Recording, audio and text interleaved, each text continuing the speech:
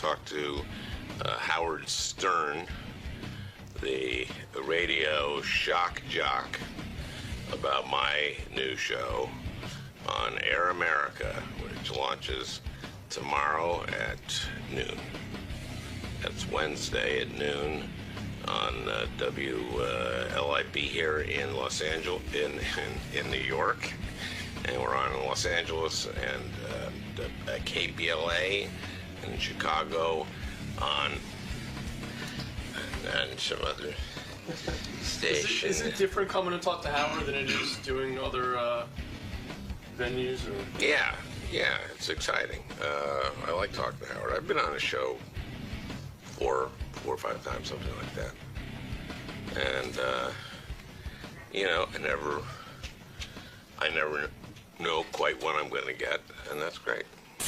All right, I love Al Franken, even though on the first page of his book he insults me. But I don't care. I love the book, and I've always enjoyed him on Saturday Night Live with his various characters and all the things. There he is, Al Franken. Look at him. That's the real guy. Looking all energized with his new radio show. All excited. How you doing now? Doing good. Thanks for having me. Looks like we just got you out of bed. Yeah. I'll get used to. Well, we're not on till noon to 3, and we start tomorrow. And oh, is it the big kickoff for the? This is. Do you own a piece of the network? I don't even know. I think I do. Yeah. Yeah. When you say you don't know, though, this is a hard thing to get put together. I mean, your own radio network. Yeah, it's not my own radio network, but I worked with the people putting the I was the crucial. You're the building linchpin. block. Linchpin. Yeah. Well, because you're the guy. You see. It's a difficult thing to do a liberal radio network. They've tried like different guys at being like the answer to Rush Limbaugh and stuff. You see, you will succeed because you're funny. You see, and that's the difference. That's what I keep telling them. No, you'll succeed. If you do it just like your book, if you do your show like you did your book, you will win. Because it's funny. I mean, the stuff you do is funny. When you go over to this, you know, the different, like confronting Bill O'Reilly and confronting Sean Hannity. Fox News has got to infuriate you. I mean, it's got to infuriate anyone. Well, because we're calling the show the O'Franken Factor. That's already funny. Just to bait him. Will he sue you over that? Oh gosh, I hope so. Because he sued you once already. He did, yeah. Story behind that is we went to this book expo in L.A. and which was last May, and it's to promote your new book, new books, and to all these booksellers in L.A. And Molly Ivins and Bill and I were on a panel, and Molly was pushing her book Bushwhacked, and Bill was pushing his book Living with Herpes. Very, very, very good book. 'Cause you know, Howard, when you write from experience, it's always good. And he didn't like the fact that I had written a book called Lies and Lying Liars Who Tell Them a Fair and Balanced Look at the Right. And he brilliant book. Thank you. It really is. Thank you. And you know, when you said that, the sales spiked. Good. Like we had a day where I'm going, what's happening? Why am I getting attention? Oh, yes, what's happening? Oh, Howard says that. So he got mad at me, and Molly spoke first, he spoke second, he got on and goes, I don't call people liars. I don't do that. That's not what I do. Evidently, he hadn't actually seen his own show. Right. So I go on next, and I felt like I was obligated to explain to him why he was on a book, on the cover of a book that had the words Lies and Lying Liars. So I did. I read, just from Nexus searches, his words, proving that he was not only a liar, but kind of a What are some of the things he says? liar. What are some of the things he says that you would point up that shows that Bill O'Reilly is a liar? One of the things I really tracked was he kept saying whenever he would be challenged about his show Inside Edition, right, which was a crappy, tabloid show, yeah. He'd say, "Oh yeah, tabloid show. Who says so? We won 2 Peabodys." And someone would go like, "Well, come on, it was a tabloid show. Oh, you want us to give our Peabodys back? Is that what you want? So only the most prestigious award in journalism. You want us to give our Peabodys back? And he did this like several times. Right. So, and I see this on C-SPAN, and I just go like, Inside Edition never won a Peabody. You know, and so I check like the Peabody website. Yeah. And I call the Peabody people, and I say, did Inside Edition ever win a Peabody? And they actually laughed. And then I said no. And then I called Bill, and I said, hi, Bill, it's Al Franken. He called me back, which was very, very nice. Right. And I said, hi, Yeah, hi Bill, sure. it's Al. I said, I noticed on C-SPAN you said that you had won 2 Peabodys. He said, we did.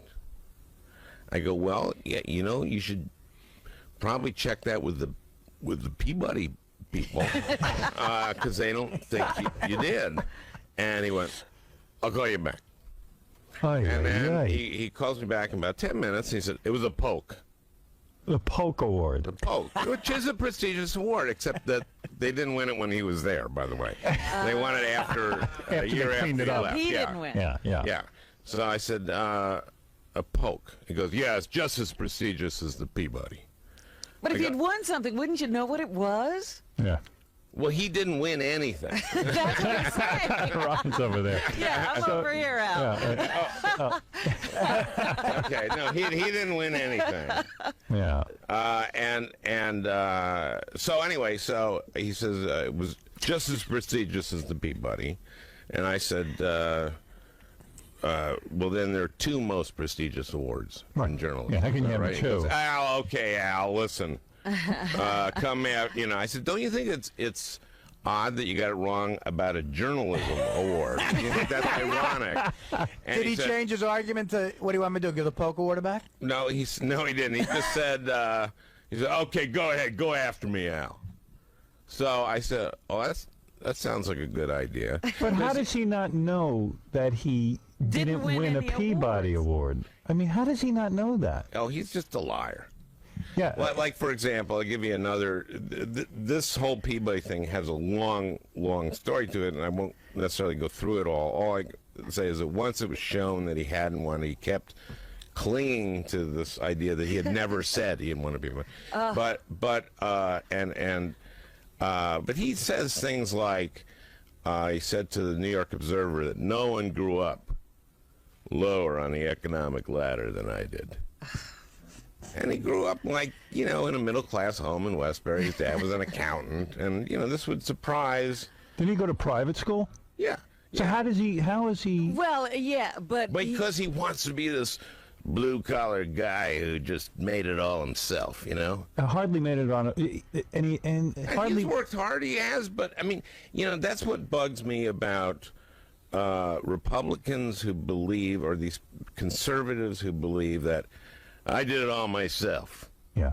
They Pick myself up by the bootstraps, and that's why it kind of kills you when they don't understand why black people might need a break, because they grew up in an economically depressed area, didn't get a break to go to college or anything, but they somehow think they did it all on their own. Meanwhile, their parents paid for college.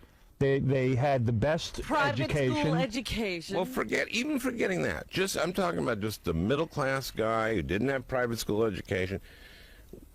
All of us in this country are standing on the shoulders of people who stood on the shoulders, of people who stood on the shoulders, of people who stood on the shoulders, on and on. Right. We live in the greatest country in the world.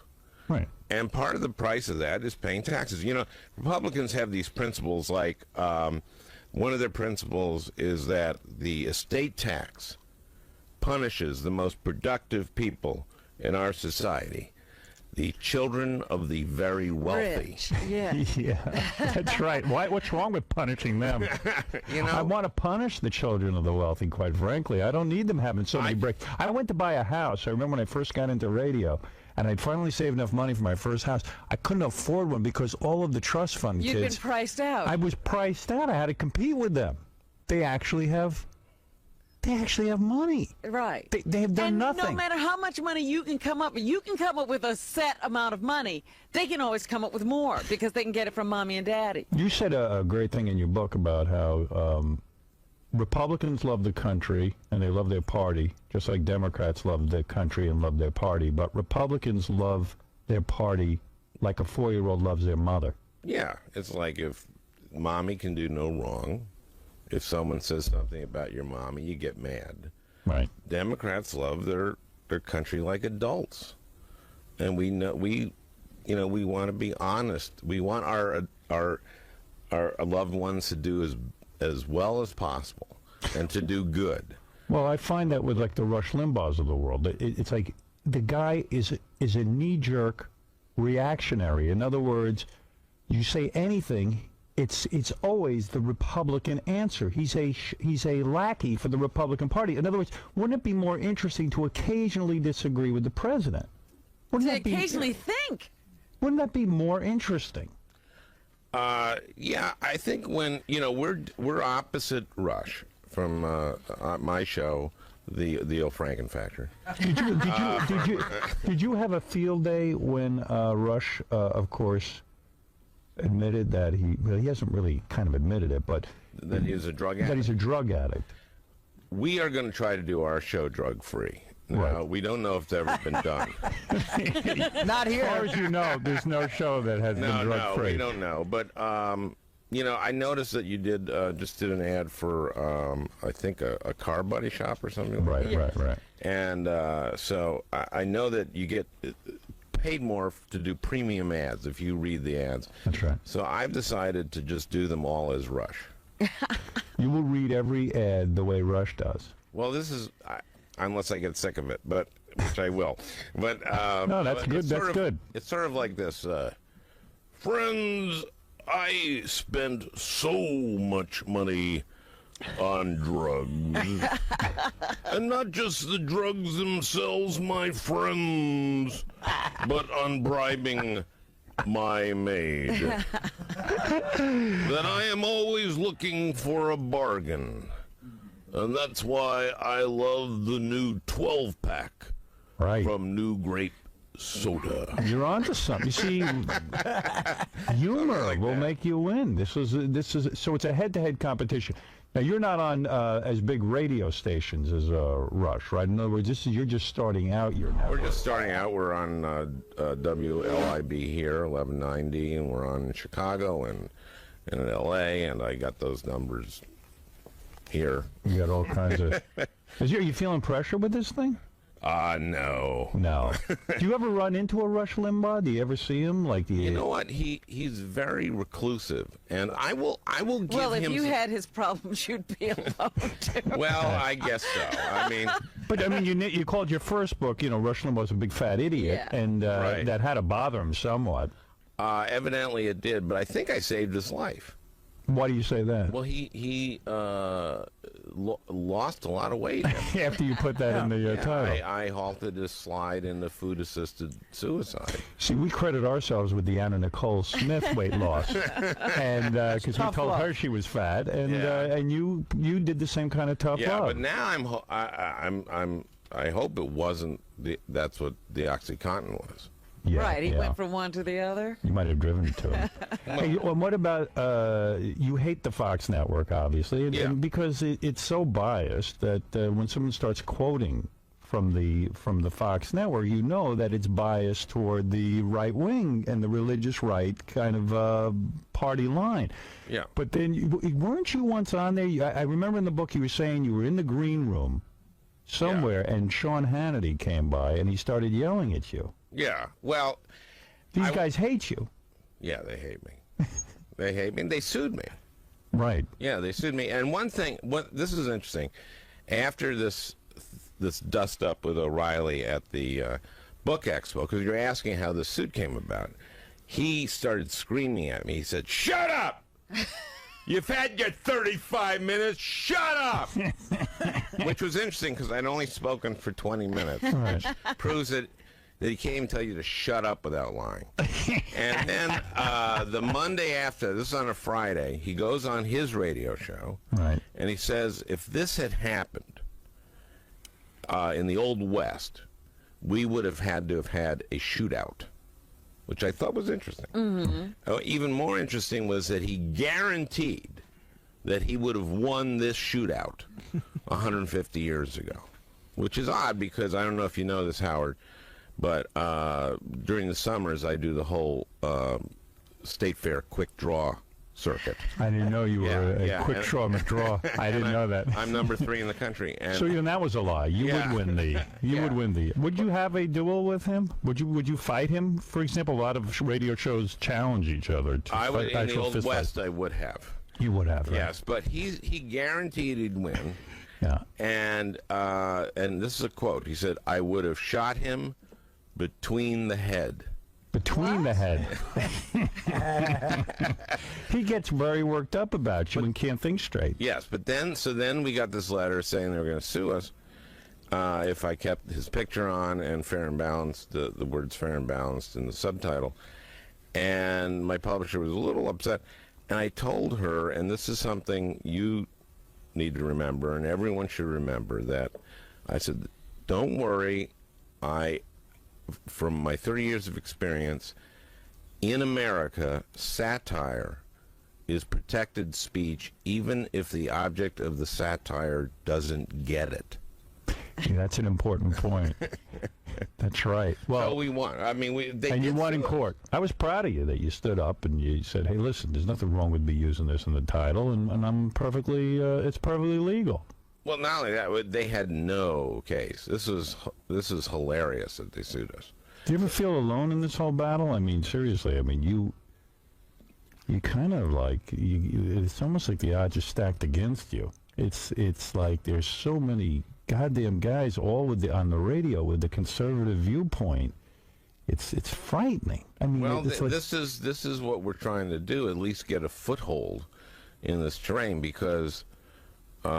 There's different kinds of talk radio. You do one thing, but the political talk radio, the specifically, explicitly political talk radio, is almost entirely 100% conservative. And Al, what was your beef with me? I bought your book excitedly. That was a joke. I went to. I was like, Yeah, I'll read it. like I McCarthy. wasn't sure he was serious. We checked the law, but we didn't get the joke. So I didn't even care that you insulted me in the beginning of the book. It was so brilliant. I promoted it anyway.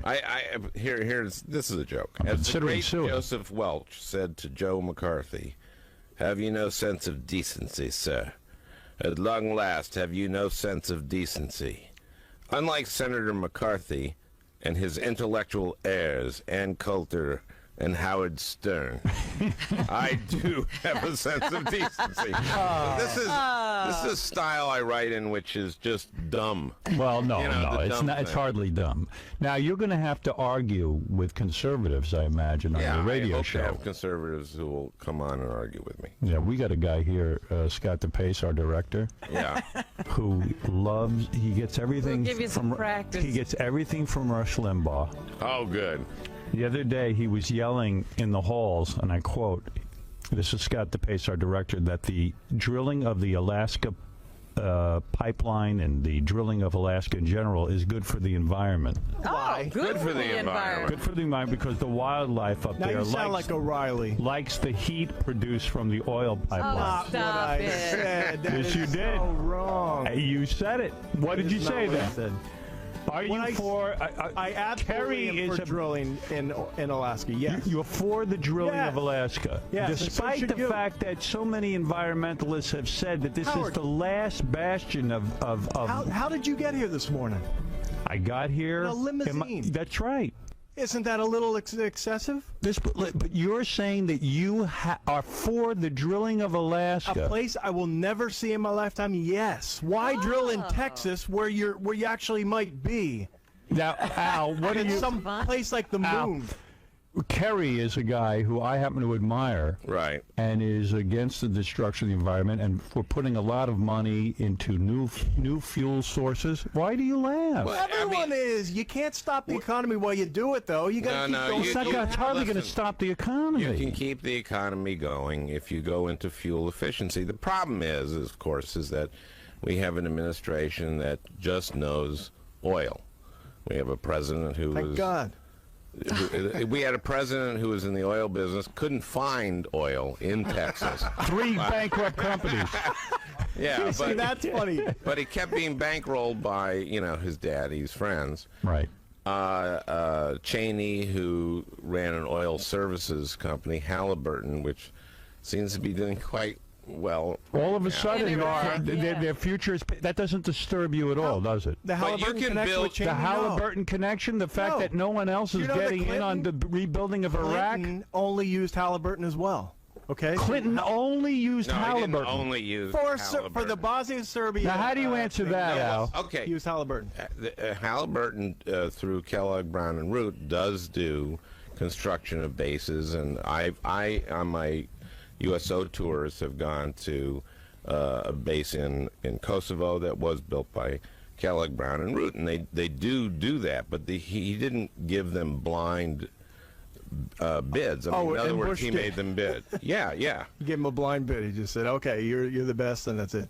Yes. Yes, they just did. That's what he did. Yes, that's exactly that's what he did. I Oh, mean, they that's did not- that to Bechtel and to Halliburton. They got the first contracts. How many other companies could have done what Halliburton did? Other companies can do it. No, I just came back from. But you would say at they're the Christmas. best. Huh? You would say that they're the best. I don't know about that, but when I was in, I was just in Kuwait, You don't know it Iraq. either. I was just. What do you know about Halliburton that you would I say know they're the what- I best? know You what know I that hear. Dick Cheney You thinks know they're what the you best. hear I know what I from hear. Well, I was Dick in. Cheney does not have a connection with Do Halliburton you have a anymore. problem Yes, he with does. Yes, he does. He continues to get money from Halliburton, and he also has stock options for Halliburton. He had to get rid of his stock. No, he did. He got rid of his stock. He didn't get rid of his stock options. So he has an interest in See, that. Scott, now suddenly you have somebody Yeah, who who knows really the knows. answers. Scott, why? What are we Why? talking But about? wait a second. Halliburton? Why? I Wait. don't You care. just made a statement that Halliburton. Yeah. All right, the best. Is the best. A, you wouldn't even know if No, it's the I- best. B, you just made a statement that Dick Cheney got rid of I his stock asked him whether options, he thought and Al they were Franken best. just told you that he still has stock options. Everything you've said is wrong. That's not so untrue. Play the tape back. I said he some gets of the stock. stuff he said is wrong. He said stock options. not They're two everything. different things. He said you said he had no connection to Halliburton anymore. Stop it. Scott, you have just entered a no spin zone. This is the Franken factor. Well, we call it the zero spin zone. We don't want to. Yeah. So Al, you're trying. Trample on. Is this the problem? You answer this guy's doubts, Right. and he's still like a true Republican. He's the No, you know four-year-old. He's the 4-year-old. I love mommy no matter what she does. Well, this Get back to the- happens. Mommy a lot. beats me, and I love her. This happens a lot, which is that it just takes a while. And what happens is that the Rushes and the Hannitys and these guys are so much what people listen to. Well, DePace gets all his information from Limbaugh, That's right. Well, that's what Yeah. he's heard when he I says, listen I to heard about a half it. hour a day. Yes. and it's Yeah. pretty much all your info. And what we do No, on it's the not. show is I have a friend from high school who's a ditto head. Right. And we just play him every day a couple of things that Rush said just aren't true. Right.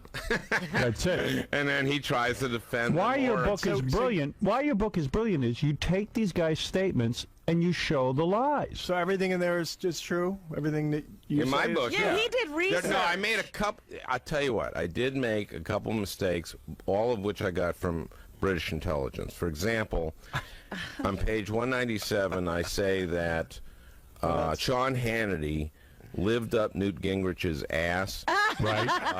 from 1994 to 1998. Right.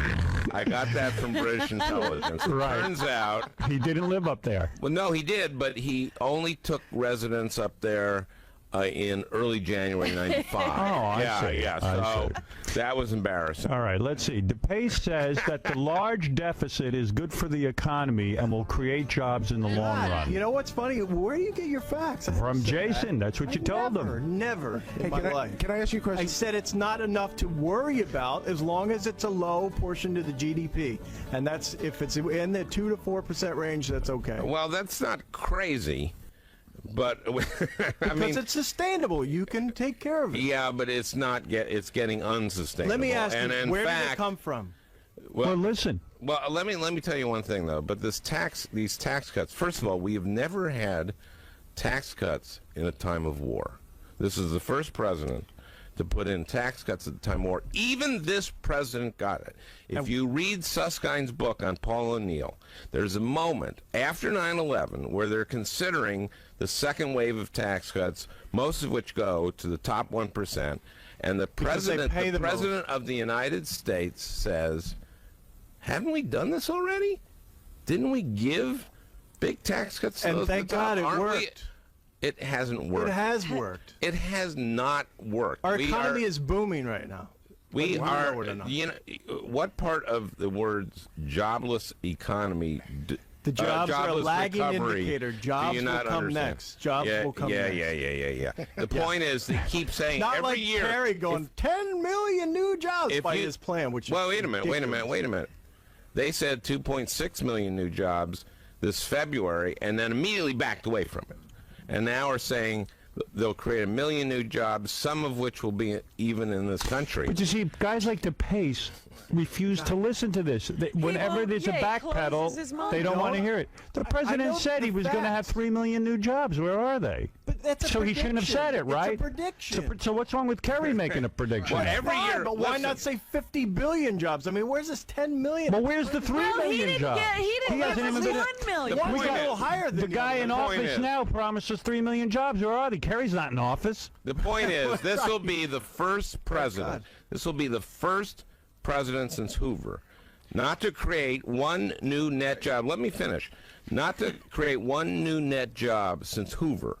Now, if you add the two Bushes together, Bush 1, Bush 2, over 7 years of their two presidencies, they have not created one new net job. Numbers do not lie. If you extrapolate from that, if the Bushes had run this country from its very inception to the present day, not one American would have ever worked. We'd all be hunter-gatherers.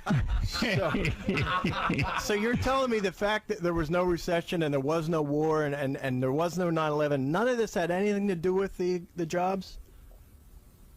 What? Okay, exactly. I didn't think you could understand that. There, How much simpler can I put it? As there is a war. Yeah. There it was a recession, and there are no new jobs. So I'm not quite sure if I follow That is the you. reason for the Excuse me. jobs falling. That is the reason now they're going to come back. Their jobs are growing now, but they're not up to where they should be. We've Everyone lost understands that. about 2.5 million jobs under this president. And most of those were And- at the and beginning most of when these we had a tax cuts- recession and we had this. But if you wanted to 9/11. do a stimulative tax cut, you wouldn't have done the kind of tax cut that this president has done, which is a tax cut that most of which is in the out years. And this is what you would do is a quick stimulus, and you would do a stimulus that would help people at the bottom, the people who need to people at the spend bottom the money. don't create jobs. The people, yes, they do by buying things. Okay, that does help things. But he forgets about The that. rich people do. Why discriminate against the rich The people? rich I don't people have understand. not been investing in things. The rich people don't need it. So They're Howard should very- have got his big tax cut then? Yeah, Howard shouldn't have gotten his big tax cut. Neither should I. Well, he shouldn't. Let me tell you I something. just During paid my damn Clinton, taxes during yesterday. Clinton, I I want didn't, mine. I didn't see my taxes go up through the roof any During more than I Clinton- see Bush. Listen, during Clinton raised taxes. you It's must be true. making more money. I mean, No, the rate I'm is talking less. about the ratio of taxes. The rate is less now for you. Yes, by it is 1 or now. 2%. But during Clinton in '93 raised the top rate on the top 1%. Every Republican said this is going to cause a recession. It passed without one Republican vote. It led to 8 years of an expanded economy. The idea... And a I think huge that's a little surplus. slanted. Hold on. Wait, so he did that his first year, you're saying? Yes. His first year and then 8 years of an... Okay, go ahead. Oh, can't argue with that. You got me. All right. So Al, you're ready for this radio show. I can see you're Well, debating. you know what he has done that most liberals who were trying to do radio before were not doing? He's on the offensive. Yeah. Most liberals on radio were always in a defensive position. They were always screaming at the right in reaction to what they were saying. He's on the offensive. He's leading the attack. Peter, you're on the air. 6 Go ahead. months will be on the How you defense. doing, Al? Al, is it not true that the DNC helped support your radio show? No. You're full of it. And what about your little coke problem? You pick on Rush Limbaugh with the 𝗦𝗵cie𝘄𝗿𝗱. You have, And my next you have a is, coke what problem? I have a coke problem? Oh, yeah, you're going to tell me you don't do coke, right? Put a lie detector on. Put a lie detector on it. Tell me about your past coke problem. Okay, first of all, Oh, what, Al? Wait, Put a lie detector hang on. on. Wait, let him answer. let me answer. I think what you're referring to is during the 70s, from 1975 to 1980. Oh, yeah, not in 1995? Well, let him talk. No, I haven't done coke since. Yeah, so yesterday? Al, yesterday. Oh, you didn't say yesterday. You didn't You didn't say yesterday. No, let me caller. 2000, buddy. I'm an economist. What? What year did the recession start? Bill Clinton was still in office. No, it Yeah. started in The March of recession started 2001. in 2000. Wrong. Why don't you look at your numbers? I'm an economist. I can. It started in March of 2001. Can we get back to the coke Okay, thing? Stuart Smalley, give me some advice. Oh, all right, go ahead. I had to hang up on him because I can't hear your answer. What was the question? You can hang up on him, right? Yes. Okay, because I got to learn radio from you. I got to Right. learn. You gotta learn to be rude. You can definitely hang up on me. Okay. Sure. Yeah. Here's the thing. Like Bush, Al hasn't had coke for 25 years. Okay? Yeah. And I didn't do it while I was serving or not serving in the Air National Guard. Right. From 1975 to 1980, I worked on a show called Saturday Night Live. There Right. were people doing cocaine around there. And every once in a while, on Tuesday nights when we were writing the show, I would do a line or two of coke so that I could stay awake to make sure other people didn't do too much coke. Right. You were in charge. You were in charge of those people. Oh, Yeah. okay. I used to say, there was one thing I used to say, because there was a lot of rumors about drug use there, and people would come up to me and I'd go, and this was very convincing, I always go like, you can't do a show like Saturday Night Live and do drugs. And they go like, hey, that makes a lot of sense. And of course the opposite was true. Doesn't it infuriate you in a way that our president will not say that he got special privileges during the Vietnam War? In other words, there's no shame in that. A lot of people try to get out of the draft. He was able to get out of the war because his father was a very wealthy man, politically connected Yeah, he man. was a congressman. He was a congressman. The Bushes were very well connected in Texas. Why won't he admit that? Because he doesn't have to. I mean, everyone knows it. But people ask him about it, and he won't talk about He it. said, I served my time. What I love is planes. all this thing about, whether he went AWOL, whether he was there or not. I remember that period. I'm sure you do. Yep. And what it was, I mean, he was in a Champagne unit of the National Guard. Now, there are plenty of National Guardsmen over there now. Right. But then the whole purpose of this was for rich kids not to have to go to Vietnam. That's right. So the idea that they were going like, where's Bush? We really need him. That wasn't, they didn't, So, let me ask they you didn't something. need Bush. So it wasn't like they were missing him. They didn't want him to be Right. there. Let They me didn't ask need you a him there. question. So why wasn't this an issue for you with Clinton? This guy ran away to England or something, right, to get out of the war. Well, he didn't run away to England. He was a Rhodes Scholar. Oh, okay. He was in school. Oh, come on. That's bull. He What do you mean really that's got away. bull? He was in school. What's he not admitting He to? avoided going into the. Of course he did. Yeah. So did Bush. So that's not an issue? Wasn't an issue? No, because it's honest. To say that you got in the National Guard because your father didn't help you is a lie. His father helped him, and he went there. He didn't go there to serve. He went to get out of the draft. But He you know says, what? I The served bottom my line, country. The proof is in what he's actually done. He supports. It's a the matter of military. honesty. He's always supported the military. Exactly. and Anybody Kerry can won't. fight.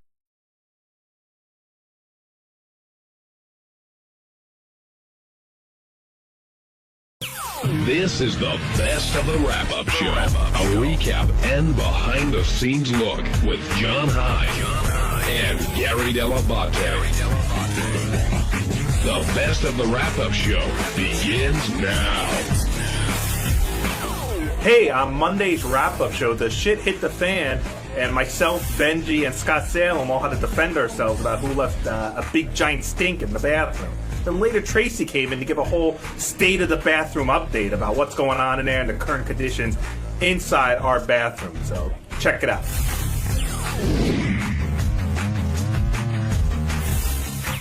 First, we have to start with this bathroom controversy. Now, Gary, I thought there was an edict that no one should be taking a crap in that bathroom to start with. Well, there is, but you're on the honor system. It's like West Point here. You're on the. We always said that you're not. Howard said, I don't want people taking a crap in there. But I think some people, probably like Jason, have said, does that count for off days or when the show is long over?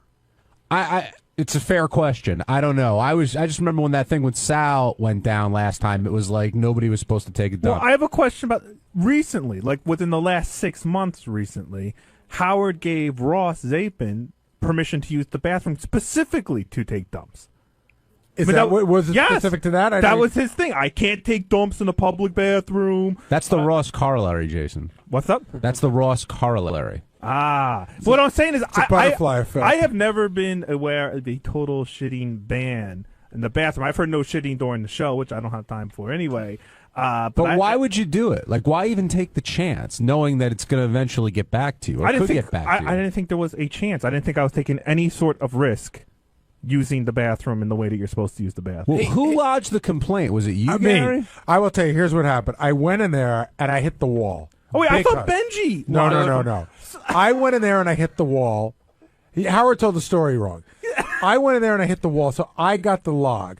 But what happened was, as soon as I came out after I hit the wall, I walked in, and I go, somebody just stunk up the bathroom, at which point Benji got all freaked out, and he goes, I was just in there. I smelled it. It was not me. Okay, so let me get this straight. So, cause I thought the way it was put out on the air was that Benji, the way I heard it on the air this morning is that Benji walked into the bathroom, was so knocked out by a smell, he came and immediately alerted you. No, it's the other way around. It's the other way around. So then I asked Tracy, I said, Tracy, I know this sounds crazy, and this is my own nuttiness, but can you get me the log for the last half hour who was in the bathroom? She goes, let me see.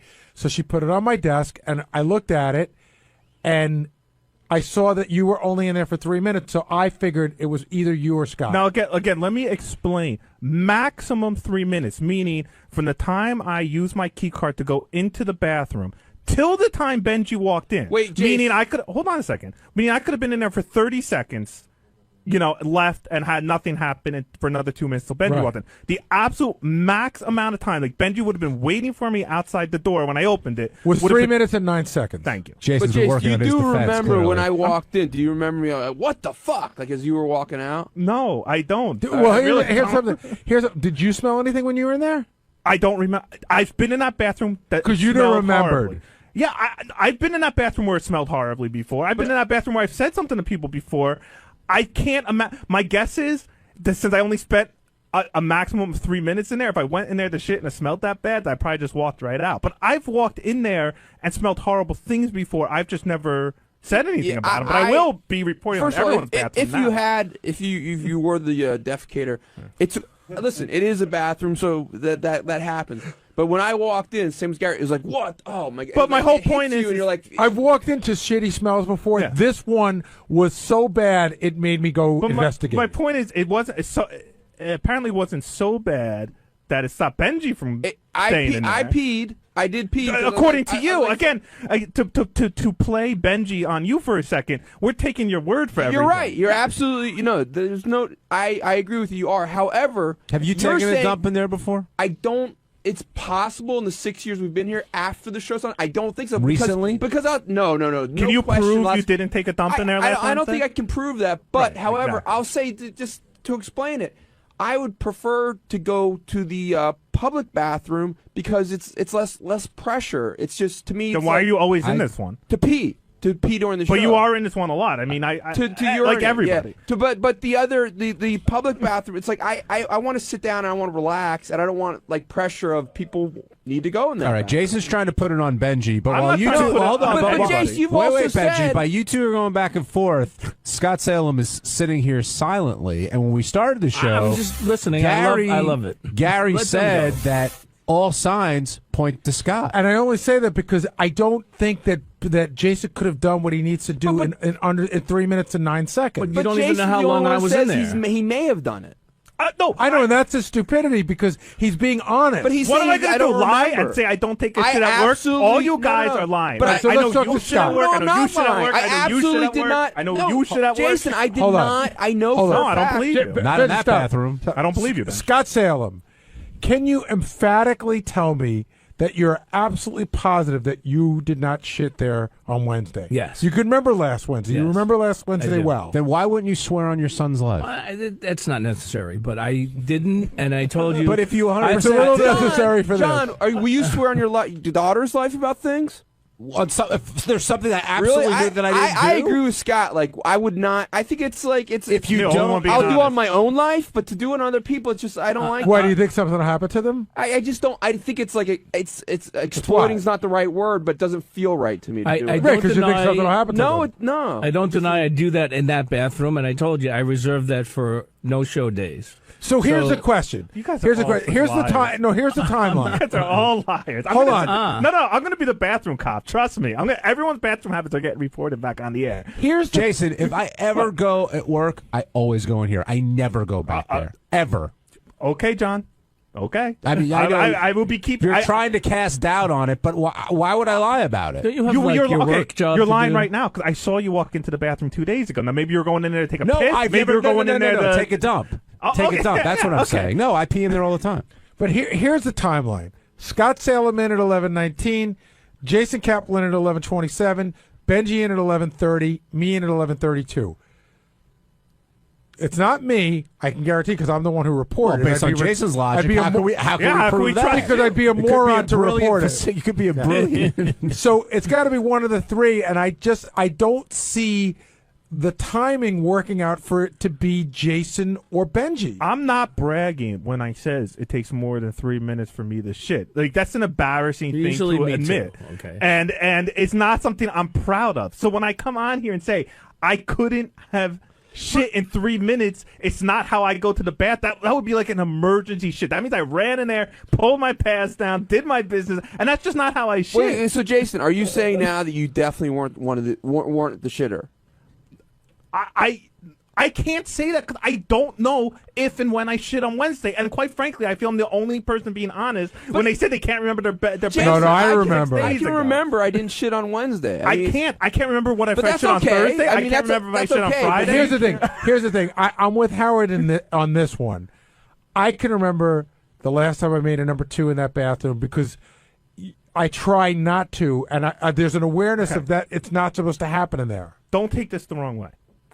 I'm at work here, right, at least twice as long. No, as I you got are, it. during the day and during the days where there's no show, Thursdays and Fridays. Okay, I believe my relationship with the office is slightly different than yours or Howard's relationship with the office. I spend more time here Monday through Friday than I do in my own house. So yes, I have a different relationship, I think, with the bathroom and remembering every time I use it than I would if you're only here for 5-6 hours every morning, 3 days a week. Is the bathroom aware of the relationship? The bathroom is very aware of our relationship. And we're all aware of the relationship as well. Jeff in Pennsylvania, you're on the wrap-up show. Boy, it just all goes back to the same thing. Everything's pointing to Jason McGarry and his favorite line. Oh, I got to defend Jason on this one. Well, how is everything pointing to Jason? Listen, hold on. Let me finish my sentence. Look at the timing. The timing just doesn't make sense. I'm not saying he emphatically didn't do it. I'm saying the timing doesn't seem to work. Scott, are you positive? Like you just said with everybody else, you remember when you took a shit in there. Scott said he didn't. Benji said he didn't. But you'll still say, I can't, I'll defend Jason on this one. And you come in there and at least 15 times I can remember that was your first line. Did you have any gas on Wednesday, possibly? Nobody cares what you think. Let me clarify this. I didn't take a shit in there, but you won't it is swear on your kid's possible. life about it. Right. All right, I'll swear on my kid's life I didn't take a shit in there. But it is possible that someone had violent gas. Yeah. I mean, do you ever? Did you possibly have violent gas? Did you ever have gas when you pee? Of course. Well, okay, there's the answer. But did you possibly have violent gas? Is that what happened to you? Is that what you're saying? No, I didn't gas shit. when you pee? I don't remember. Gas, I don't remember. I know I didn't shit. Okay, I can tell you I didn't shit. This wasn't a cloud. This was a wall. I didn't shit. Do you know the difference? You walk into a fart cloud, but then it's it's a cloud, and you can move away from it. This was a shit wall. Well, I didn't do it. John in Cleveland, you're on the wrap-up show. Hey, how you guys doing? Hey, John. Listen, there's no doubt about it. Okay, Benji, I don't like you, but I believe that you didn't do it. Thank you. Jason, you're all right, brother. And if you weren't, I would tell you did it. You didn't do it. Scott, you fat, lying piece of shit. Just Thank you very much. own up to it. You did it, I'm brother. telling you. The timeline is there. No, there's no time. The timeline means I entered. You don't know how long I was in there. Oh So my tell me God. how long I was in there, and then I'll tell you I took a shit. Scott, do I have to get video? Did you ever fart when you pee? Come on, Scott. You Hey, took Scott, the I shit. do have a question. Why were you there for like There's nothing 9 wrong with taking his shit. minutes Everybody if you does. were just... He wasn't. Hold on. He wasn't there for 9. All we know is what time he went in. There's no way to know when he left. We need like a photo. Well, actually, there is a way you can know. If you do get the video, you can see when somebody left. and Well, we then- don't have video that's on the bathroom door. We only have it of the hallway. But Scott's got to pass by That's right. to go back to where There he should be works. like an automatic photograph when you sit down on it. Again, if I knew I did it, like if I knew, like, yeah, Me I too. shit really bad on Wednesday and I left first of all, I would admit it. Number one, like flat out, I'd be like, yeah, I fucking did it, caught red-handed. I just don't remember, but I will take you through my shitting process since everyone seems so interested in it. I'm not that interested. Some people do say, Please don't. I That's can, all right. I try, unless it's an emergency, which I can count on my fingers the amount of times it's been an emergency, and there wasn't one last Wednesday. That I could state. That I don't like using that bathroom to do a number 2 while the show is on, and 11:30 is still showtime because all of Howard TV is here.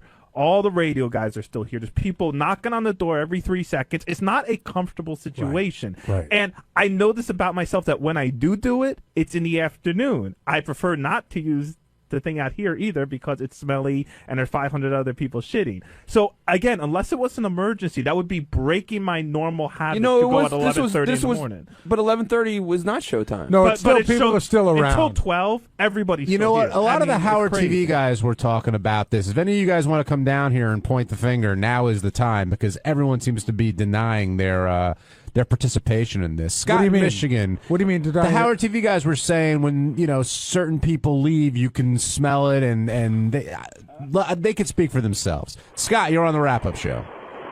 Hey, how you guys doing? Hey, I love how everybody's just passing over the fact that Gary didn't do it. Gary, what a great offense. You took a shit that smelled so bad that you even were afraid to let anybody know you might have done it. Yes, you Great. you caught me. That's awesome. I swear on the life of my children that you're a douchebag. I mean, it does That's fall great, into Gary. those who dealt it, smelt it argument, Gary. Guy does have a point. I swear on the life of my children, happily, that I did not take a shit in there. Jason, I respect the fact that you admit that you go in there and you're actually coming clean about that. Yes. But ultimately, I think this is pointing towards you because you said you gone there. You can't remember. Maybe you did. Maybe you didn't. Benji, who knows? And Scott, I mean, he swore on the life of his kid, and he never does that. What do you mean? Who knows with me? I listen. Whether you believe That's for it or everything. not, We say that about you for everything. I'm giving you a definitive thing. I did not do it. I completely remember. I completely remember walking in there and the smell. Gary, I beg you now, go pull the videotape from the hallway. I want to know exactly how long I was. And in if the you get the bathroom. video, I don't need to you'll know. see. No, I want to know exactly when I left. And I you'll want to see know if I'm my not reaction in there. If when I'm I not in walked there in, for like, a minimum of a pulling minute and a back. half, I did not shit. End of story. Well, it's hard to because you may not have come right back by the camera. You might have gone and chatted with somebody right. no, after isn't that camera right in the hall? No, you got to come down. It's Well, we not need on better the bathroom cameras, though. door. You can't disprove a negative. I can't go on here and say, oh, well, 100% wasn't me. I can't sit here with 100% not me. I feel I'm the only one being honest, admitting that they take shits in the bathroom. Sorry, I don't believe these two guys when they say they don't remember. Jason, That's my I personal do remember. opinion. I did not defecate here on Wednesday. I don't- absolutely remember that. Okay, well, take your word for it. I mean, that's all you're asking us to do is take your word for it. You're right, but Okay. don't say it like it's not. I don't take your maybe word for I believe that you don't. It's not that unusual for people to remember when they shit and where they shit. It's not that rare. Maybe it's rare that I'm the one that doesn't remember when they shit. I don't know. I don't keep a logbook. I know I shit this morning before I came to work. That's the last shit I remember taking. And what was the problem with How long did you take? What was the problem with Too the long. with I the was late. newspapers? You were being accused like So a while ago, like I'm talking a year and a half ago, Tracy came up to me and started talking to me loudly about newspapers in the bathroom, because I do take newspapers in the bathroom, as do several other people here. I won't name them. But she was saying that I was reading the papers and leaving them on the side. I wasn't. I was reading the paper and throwing them out. And I told her that at the time. And I told her who I thought it was that was leaving the papers stacked up. And she confronted that person. Then a year later, I'm sitting in the hall. I'm talking to Tim's assistant, Sarah. Who's very cute. You need to know that. Very cute. And we're talking about work. And Tracy comes barreling out of her office in her Tracy way and starts screaming about, me and my fucking shit, and she's had enough of it, and I leave the papers, and blah, blah, blah. And I got pissed, not because she was wrong, which she was, but because I'm sitting here and I'm just trying to talk to a girl in the hallway, and now my stories about my shit are being thrown out everywhere. I didn't appreciate that. I didn't think it was necessary. Tracy and I are fine. But it's not me. It's not me. And now I go and I report every time I see a newspaper in the bathroom. I report on it. Did you address that with her? How when you were talking to Sarah, you felt sort of uncomfortable? I know. You know what? I yelled. She yelled. We both didn't talk for a day, and then we both pretended it never happened. Did you try to explain it to Sarah at all that you don't really? No, Sarah was gone by the time Tracy and I were done yelling at each other. Did you guys ever see the episode of How I Met Your Mother where Jason Segel does a whole plot line about how when he walks to the bathroom with a magazine, everybody knows he's going to take a shit? Yeah, he went to the other building and he had to hide it. Tom Chiusano had a whole edict about it at K-Rock. Sales guys weren't allowed to bring newspapers into the bathroom. It was a whole thing. Tracy, I know there's been issues with this bathroom really from the get-go. Has it gotten any better, or do you think people are still disrespecting the It got better privilege? for a while. People were paying a little more attention when they were leaving, cleaning things up off the seats.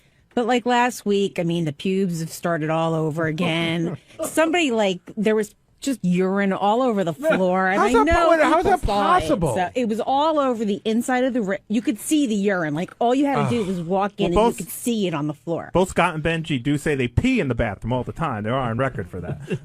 Not me. Trace, what was this issue you had with Jason?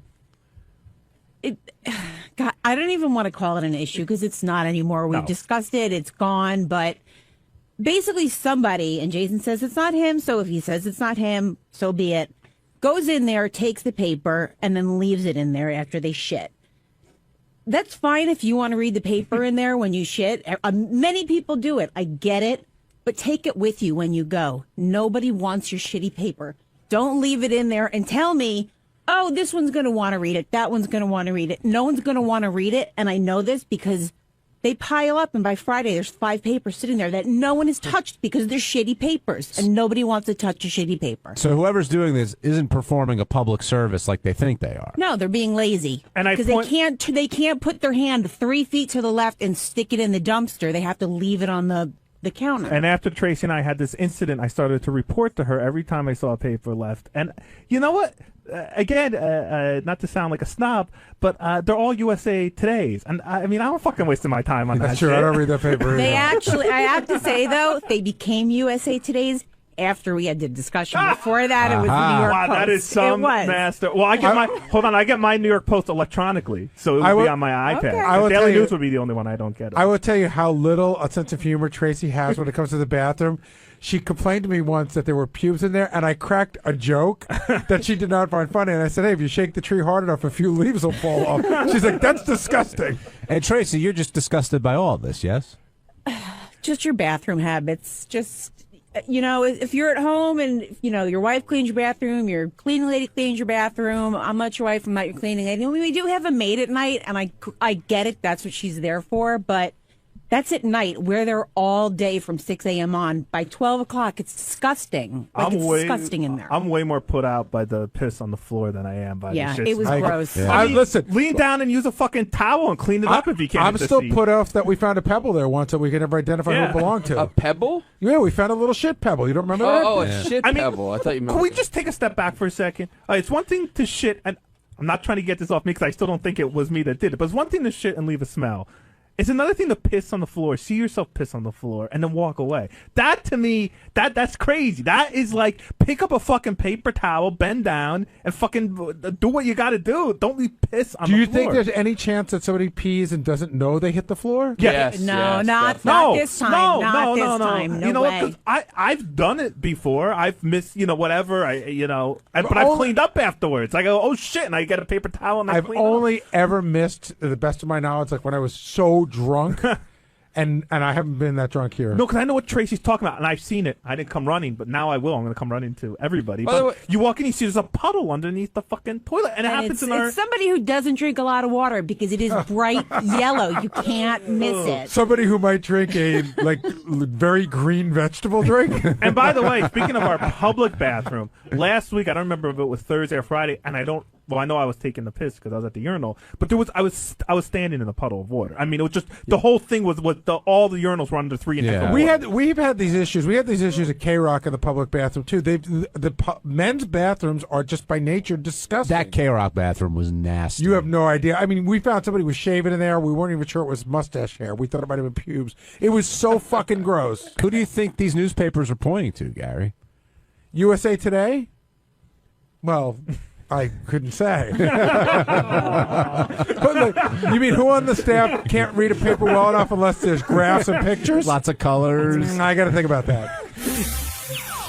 Hey, it's Gary 𝗛𝗏𝗿, Baba Booey. On Tuesday's wrap-up show, we talked to the guy who goes on Craigslist and gets laid like crazy. That, of course, led us to talking to Benji about his exploits on Craigslist.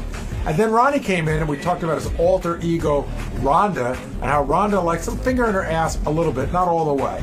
Here's how it all went.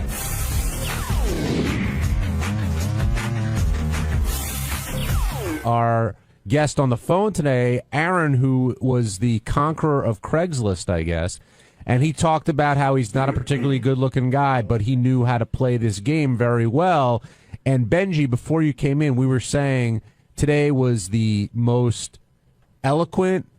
You were right on mic. You're an expert in this field. You took the straightest line to get to your point. Yeah, Right. that came across very clearly. But you seemed, could you vouch for him in a sense? Like, do you believe everything he said was true? All of his stories, all that stuff can happen. Absolutely. And it's like I've said, it's if someone wants to figure it out, it works. It's very interesting because interviewing him today was not that different from that night that we all went out to dinner with you and everybody at the table was interviewing you, and that's how I knew this guy was telling the truth, because what he talked about sounded a lot like what you talked about. Yeah. I mean, if you're in the right place, like you said, small towns, I can't imagine it working.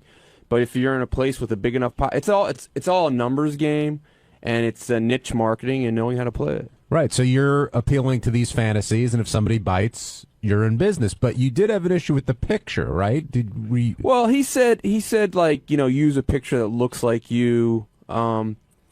I think for an uglier guy, that's not as. I would use your best for a guy. For a girl, you should use. For a guy, should use his best picture. And a girl should use her not Well, it so best? depends. Well, for dating purpose, this is different. For dating, a girl should use her worst picture.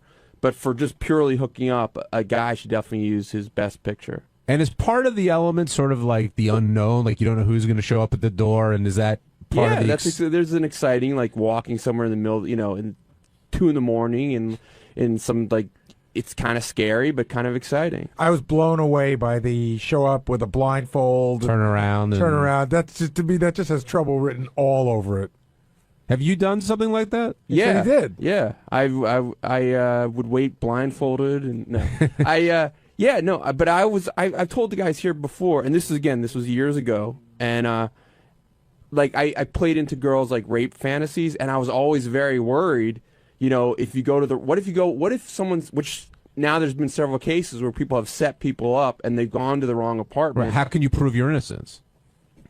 Well, the guy said he never, girls don't do that initially. There's a lot of girls that are into that fantasy that do that, and I would always kind of whisper first, like, wait, this is really you're really into it. I wouldn't just start, doing it. Ronnie, what do you think of this Craigslist stuff? Would you give this a shot back in the day? Absolutely not. Why not? I don't know. You never know what you're walking into. You know, it's too risky for me. I wouldn't do it. Benji, what would you say was, aside from that, what would you say was, back in the day, was the most dangerous situation you were ever in, where you got the most nervous or anything? In projects, like not once in the apartment, but all of a sudden you realize, like, between floors on the elevator, that, like, people coming in and out of the elevator, that can be very scary. Like, you'd be in an apartment on a street with 3 digits and on the 44th floor? Yeah. Did you ever turn around in the middle and say, I can't go through with this? And if I met the girl and the girl was like, something was like really off about her, oh, absolutely. Well, what would be off? What would scare you away? I'm not talking about if you meet a girl and you didn't like her looks, that I get. Have you ever not had sex with a girl because there was hairy stomach? No, there was something that scared you, or something that, you know, what do you call it? Your spidey sense should go on? Is that what he said? No, it was usually more about looks. Always, if the girl's hot, I could get through fear. Hey, did you ever walk into a situation, you walked in, you know, the girl was real hot and everything, and you found out she had a cock? No, but I Have you, Ronnie?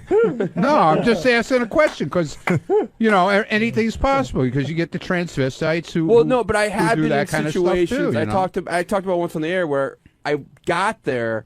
And then I did realize, like, holy fuck, this is a dude. And so that's that's what I'm asking you. Well, okay, there was one. Was it a girl? You thought it was a girl? There was a situation years ago. I talked about this. I called in the show before I worked here. This was before Craigslist. This was like from a phone line, and I went to the apartment in the middle of the night. Oh my God. And I was sitting on her bed, and all of a sudden I realized this is a guy. All of a sudden I was like, there's no way this isn't a guy. But it looked like a girl when you walked in. You thought it was a chick. I thought it was a chick. Did you reach down to check? No. But then she said to me, like, because she said that she was living at her parents' house. She said, you can't leave. I started telling her, like, you know, I'm not comfortable with this. I have to go. And she's like, oh, you know, my parents will wake up. You can't leave. And I just started getting really scared. So what'd you do? I started talking about my girlfriend. And I said I had a girlfriend. And I felt so bad that I was cheating on her.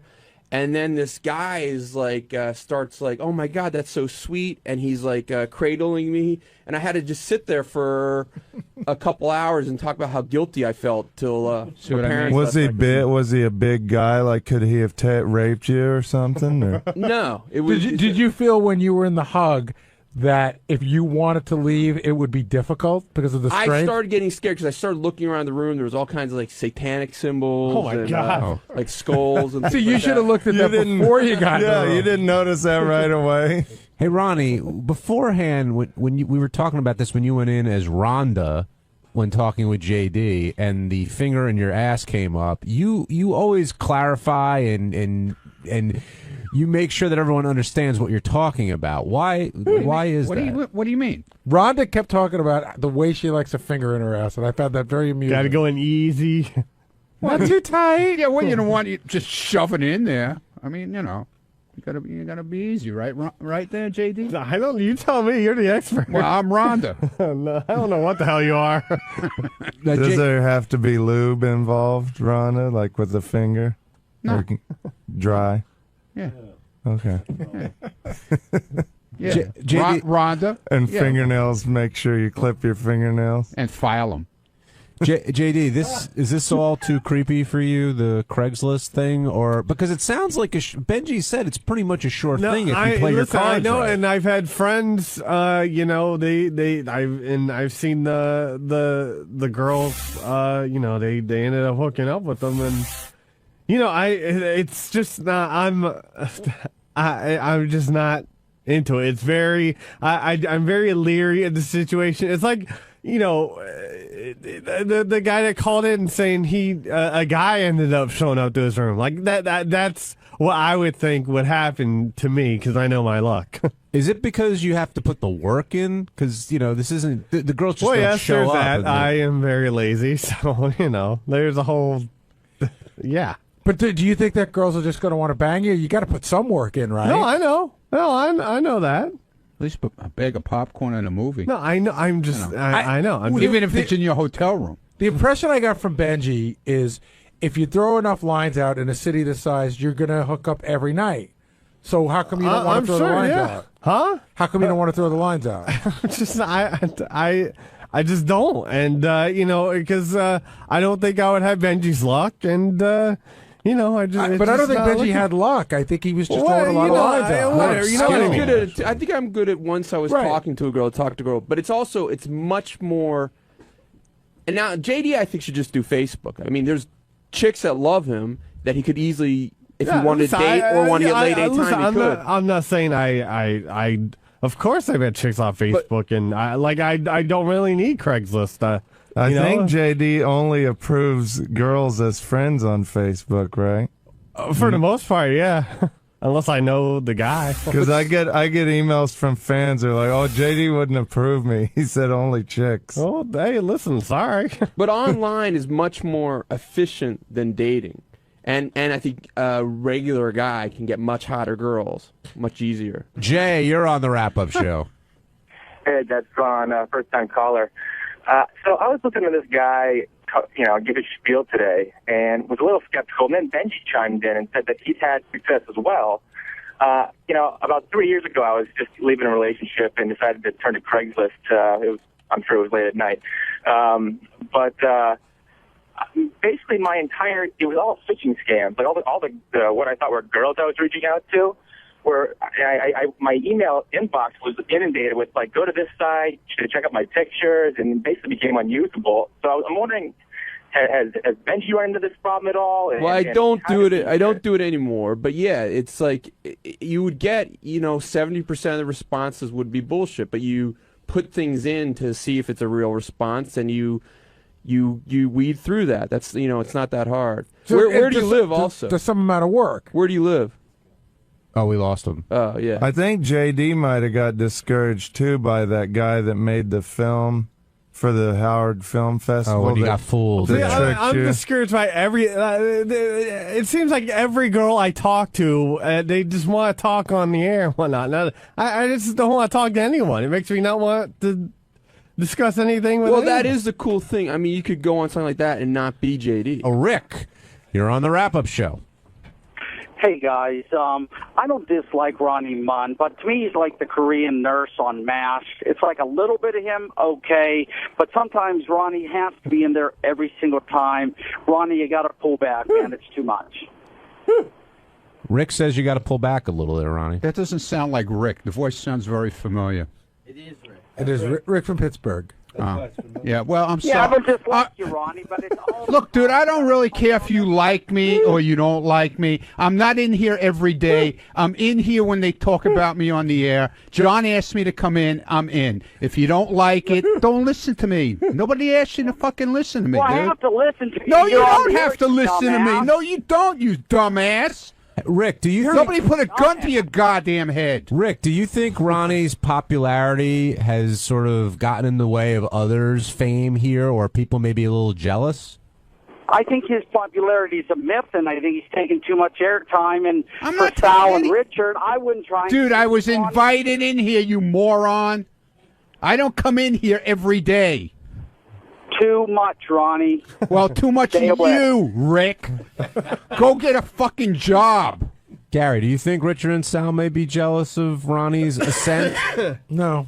I love Ronnie. I was cutting up isolated Ronnie yelling clips today, so we're big fans of Ronnie. We just put And together I that could great go, funeral bit about Ronnie. That's awesome, dude. And we love I've that. been playing that for everybody. And I could hear stories about Ronnie getting fingers in his ass every freaking day. And I could watch love you it. blow yourself all the time. It's great. Who doesn't I Ronnie? love it. Who doesn't love their grandparents? Come on. Yeah. We love Ronnie.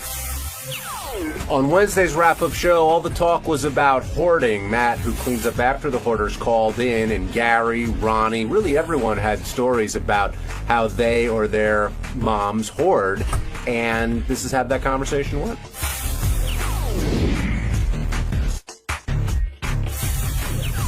We learned a lot about hoarding today.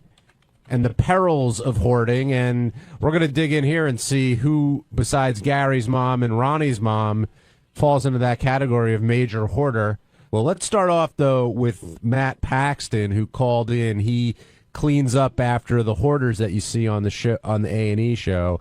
And we were all glued to our radios because he just had one experience after the other in terms of grossness and what he's got to deal with. Yeah, I got to throw this one totally to Will. We all got the email, and I looked at it, and I was like, I didn't really see what the guest could be in it. And then Will hit me back, and he goes, I'll bet you he's got some great stories. Let me pre-interview him. And then, when he came back with the oozing gooey cats, Yes. that's when I knew he'd be a good guest. But he was good on the air too. I thought he was very good, but and that was some nasty stuff, Will, that we heard about. Yeah, it was great. 𝗫nciE said I don't know about the guy, and I pre-interviewed him, and he had an amazing story. I mean, all you got to hear is 45,000 pounds of poop in somebody's house, and, I'm hooked right there. I thought that, to me, the line of the day was when he was talking about all the bugs in that one house, and he said, yeah, we were putting cotton in our ears and sealing up our assholes.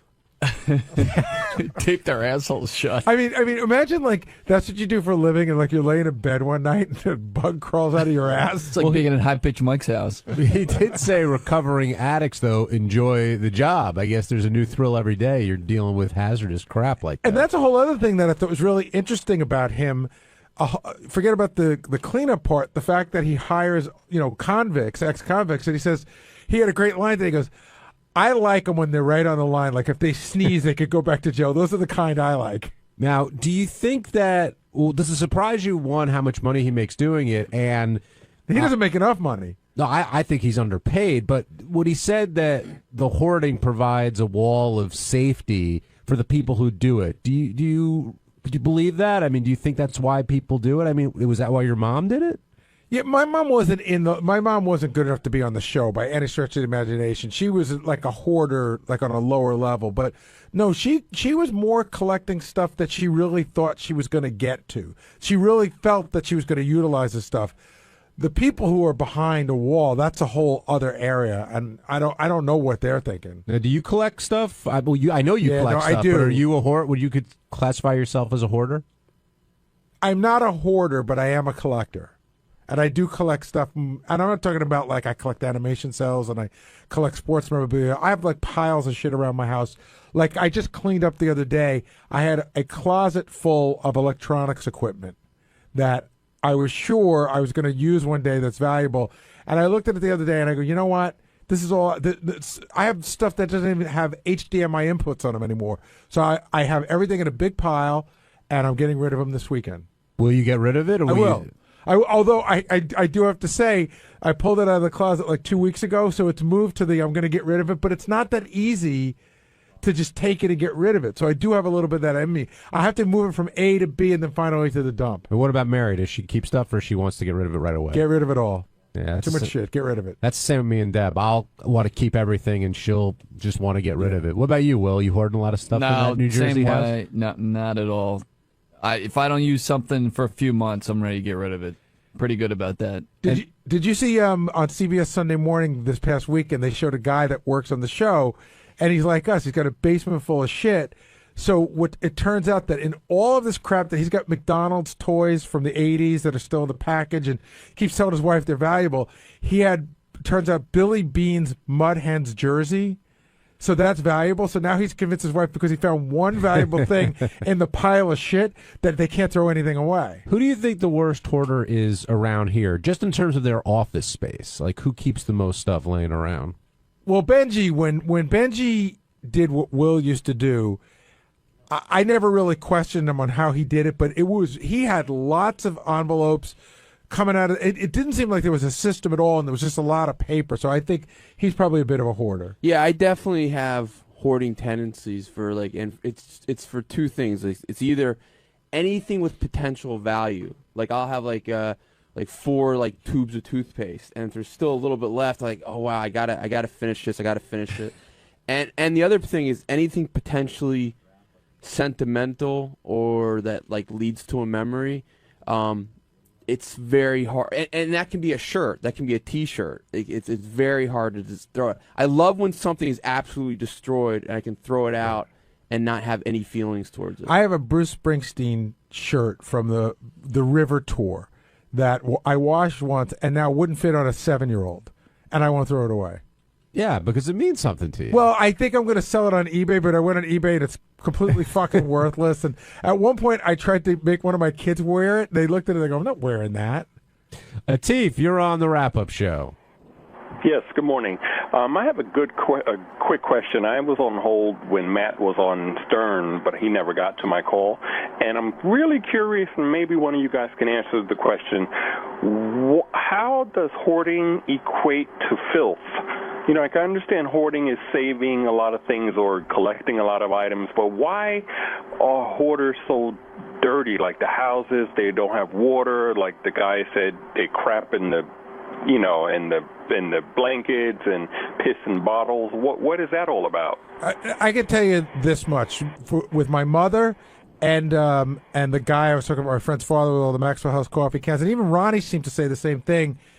They weren't dirty. They collected stuff. They hadn't gotten to that next level. Like my mom was very clean, and if she found something that was like dirt, always won out over hoarding. If she would have found where the boxes were, and there was like mouse droppings there, she just would have thrown it all away. My guess is like the guy he was talking about that has feces literally all over his house. My guess is that's not a hoarder. That's just like because I bet there are not people that are saying, "Oh my God, you can't take away my feces." Like I might need this for something, or I'll forget something. They're just a casualty almost. I would think of something else. You know who the original hoarders were? Remember that movie Grey Gardens? Those people that were the Jackie Kennedys. They had this house in the Hamptons. It was this beautiful house, and you couldn't. I don't know if you ever saw the movie, but like newspapers piled to the ceiling. Al Goldstein was a big hoarder. I went to his apartment once. He opened up a room, and it was all pieces of watches that he was working on repairing, but there was no sense to it at all. And it was a room that had been rendered useless because of all the shit he had put in it. And is that the two New York brothers you were talking about? I was reading about them. They're like the famous hoarders. One was crushed to death by crap in his place, and the other one literally could not get out of the apartment and starved to death. That's crazy. That's a whole other place. Thanks for calling in, Atif. Mike in Illinois, you're on the wrap-up show. How we doing this morning, guys? Good, Mike. What's on your mind? Hey, Gary, I was just wanting to know, there's difference between a hoarder and a pack rat. I mean, I'm a pack rat. My house don't look like what the hoarders do. I keep a clean house and stuff like that, but I'm constantly keeping a hold of stuff because I always think that I'm going to use it, and my mentality is the minute I throw it away, the next day I'm going to need it for something. I think a pack rat, I thought my mother was a pack rat. To me, a pack rat is a hoarder in training. Okay. It's like the minor leagues of hoarding. Yeah. Well, I mean, that's what I'm getting at. I mean, with you, you say you got that electronic stuff. That's more of a pack rat type deal. Well, yeah, except for the fact that I can't get rid of it. I mentally can't get rid of it. Now, with the people around here, we talked about Benji a little bit, but the two names that kept coming up in the back were JD and Scott Salem. Now, maybe that's because they have their own spaces and they can put stuff in. I know JD, and Robin was the third one with her extra office or annex or whatever it's called. We should look in there, by the way, and see what it's become. I had that thing bare bones. I'm curious what it's become. But do you think any of them have hoarding tendencies? But JD's got a lot of stuff in his little room there. JD's not a hoarder. He's messy, which is a difference. He doesn't like to save stuff. He's just too lazy to throw it away. I don't think JD's very attached to any of that junk in his office. Now, how does this translate to people's homes? Like, Benji, you've talked about your apartment used to be, I don't know if it still is. It's not. It's much, I've gotten much better. Like, New York kind of forces you to get, like, not to be. It's You're saying very you're hard better to be, since you moved to New York? Because I Over went the to your apartment once, and it was pretty hoardish. Oh, really? There was like boxes and boxes of his. That's what he does. He saves his jokes that he writes on the show. Yeah, right. And there were literally maybe like 6 to 7 boxes piled on top of each other. Oh, it got to the point of like there's 60, 70 boxes. I'm saying, all over the apartment. There was little mazes to get around. But is there any order to it? Because if there's no order to it, then it's useless. Not a lot of orders. Like I told you, Jackie had his in loose leaf notebooks, and he could go and tell you jokes he wrote on the day that so and so was here. whereas Benji just seems to have them piled up to the No, ceiling. and they're pieces of paper that say like toothbrush on. Right.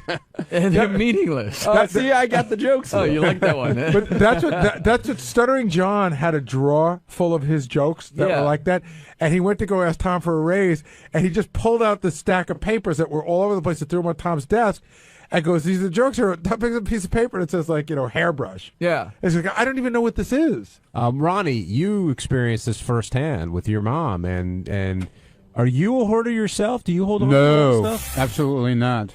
Because of what you experienced with your mom, or you've always been? Dude, this was one of the worst experiences, probably one of the most experiences in my life, cleaning out that house. Why was it so traumatic for you? Because it was, what happened was, like I said on the air earlier, my mother had gone in for surgery. And when she had gone in for surgery, I had cleaned the house out once. And by the time, like 4 or 5 years later, when she passed away, dude, I mean, it was worse than the first time I cleaned it out. It was insane. What made it so insane? Just all the boxes and the containers. And what I never got to, after the second part of the journey of the cleanup, she became obsessed with QVC. I had so much. I could have opened up Joan Rivers jewelry store. I'm not kidding you. I took, no lie, 5 boxes of QVC jewelry. What'd you do with it? I donated it to like a charity thing, and it was all costume jewelry and shit. But still, it was insane. She was addicted to QVC. You She think? got it after I stopped her from hoarding, I guess, containers and stuff. She started with the QVC thing, and every time I saw her, she would have 15 rings on. And then she started with like these Indian bracelets, and then it was the Joan Rivers stuff, the watches, the bracelets, the necklaces.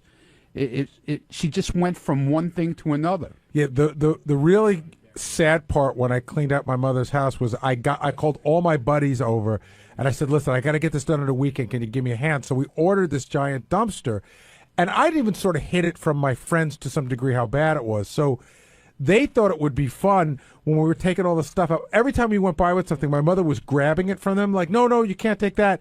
And so they would take out something that was glass because we had this empty dumpster. They thought it would be fun to just throw it in the dumpster and hear it break. And every time it broke, my mother's whole body would shake, and she would start to sob uncontrollably.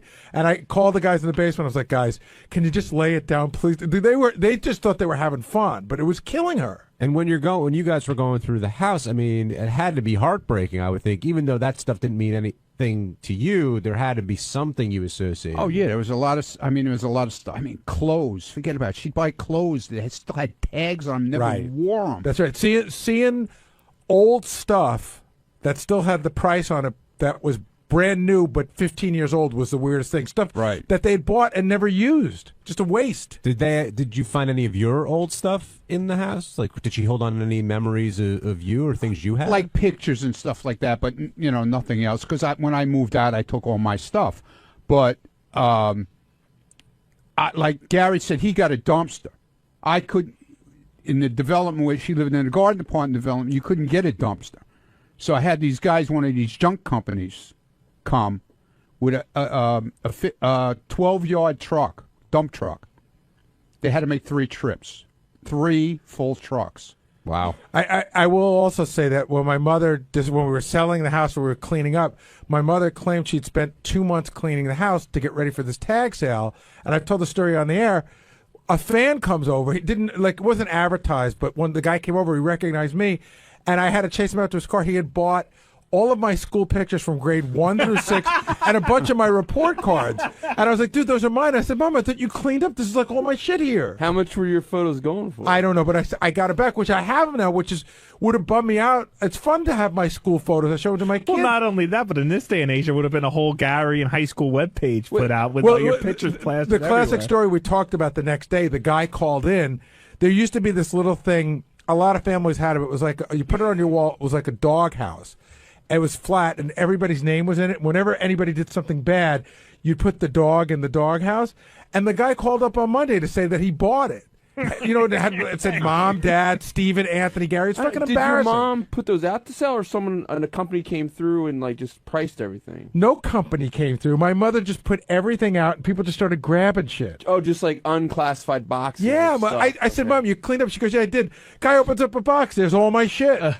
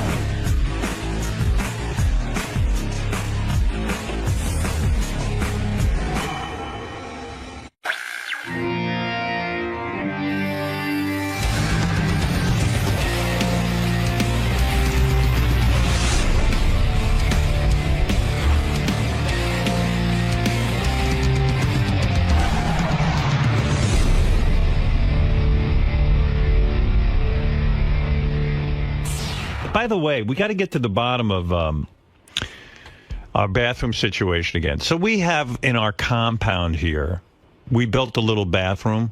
Yes. For guys who like Howard TV and stuff, and some of the guys who work in the office, so that they can. What is that, Gary? Gary, it disrupts me when you walk in like that. I'm sorry, I thought you knew. I have the log for the bathroom. Oh, okay.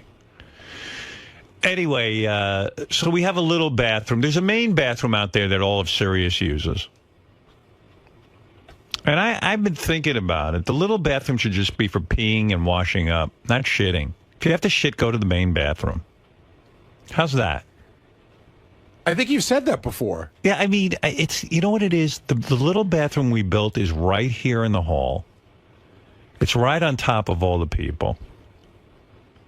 And if someone runs in there to wash their hands or to pee, and you shit in there, it stinks to high heaven. I've run into a bomb in there. Yeah, and and then when you come out, people think you took the shit. Right, I want to announce, hey, that wasn't me. Well, anyway, last week, Benji came running out of the bathroom, and he said to Gary, look, it wasn't me. The room smells like shit. He went in to pee, and he was afraid he was going to get tagged. I came out and I said I ran into a bomb, and I'm getting a log right now to figure out a log of who went in. Right. To figure it out. And Benji goes, hey, I just came out. I smelled it too. It wasn't me. Right. So we narrowed it down to two people who shit in there. It was either Jason or Scott the engineer. Now, I'll tell you the trajectory or the timeline. Let me tell the timeline. Okay. All right. What time did Benji come out of the bathroom? I don't know when they come out. I only know when they went. Benji went in at 11:30. Okay. But he couldn't have been in long because I went in at 11:32. All right. So the chances that Benji shit in there are low. Slim. Right. All right. So then Jason went in before Benji. Right. He went in at 11:27. All right. So he was in there for 3 minutes. Right. All right. Now, before him was Scott the engineer. He went in at 11:19. 11:19. And when did Jason go in? 11:27. So that would have given him 8 minutes to shit. Right. I think it was him. My guess is, if I was a betting man, that Scott the engineer took a big dump in there. I will tell you, if he shit at 11:19, it still reeked at 11:33. Yeah, well, it would. It's a tiny little room with no window. Is there a fan in there? I don't think so, no. No, I mean, to shit in there is absurd. You shit in there? Tell the truth. Swear on your son's life you didn't shit in there this past week. I'm not gonna. What? I'm not gonna swear on my All right, son's it life. was him. But I'll swear on my life. I didn't shit in there. No, but what who was cares that? about What your was life? It? Friday, Thursday, It was Wednesday. Wednesday No, right after the show. absolutely not. So then it was Jason you're claiming. 'Cause I'm it's not either- claiming anything. It's either you or Jason. I wasn't me. I can guarantee that it wasn't me. You won't swear on your son's life, though. No, but why? If you did it, then there's no problem. I mean, if you didn't do it, there's no problem. So you did shit. I didn't. And you were in there for 8 minutes. No, I didn't. I wasn't in there for 8 minutes. It says. Yeah, that's true. When That's I went true. in All there. right. Okay. Jason, did you shit? I've shit in the bathroom before. Did you shit on there on Wednesday? Zero idea. I have no idea. All right, then it was Jason. Well, Did you shit on there on Wednesday? I'm shitting there all the time. Yeah, but you don't. Why do you shit in there? Because it's a bathroom that I use. By the way, so does Benji and so does Scott. And not only Benji, that, but have you just ever, wait a second. Let's back that up. Have you shit in there? In 6 years or 7 years, it's possible once after the show I have, but no, I do not. I rarely. What, are we taking your word for it? Well, why not shit in the big bathroom where there's ventilation? I mean, there's no ventilation in that little Well, I would room. tell you. I'll tell you several. First of all, there's no way I shit in 2 minutes or 3 minutes. Okay, I know what it takes when I shit, and it's no 2-minute operation. Right. So if that's the time frame, So you're saying it's Scott. It's either you, Benji, or Scott. here's the deal. It could have been Benji. Anybody it in this couldn't have been Benji. Anybody. Benji, because this thing tells you to the second. So really, Benji, I came in 1 minute and 40 seconds after Benji. Anybody who could sit here and claim that they know when they took a shit on Wednesday, whether here or I would anyplace know else, if is I took a crazy. shit here. I'd know exactly You know when I did. Where did you shit on Wednesday? How many times did you shit on Wednesday? I know how many times I shat here on Wednesday. Okay, but here is part of my life. Oh, here's Like, a huge thing, though. yeah, man. but here is part of my life. Like, You I'm shit here- at They've work. gotten so comfortable with Right. it, it's not a big deal. I mean, I'm here 10, 12 hours a day. I'm not Did you remembering shit every on Wednesday? No, I can't tell you this.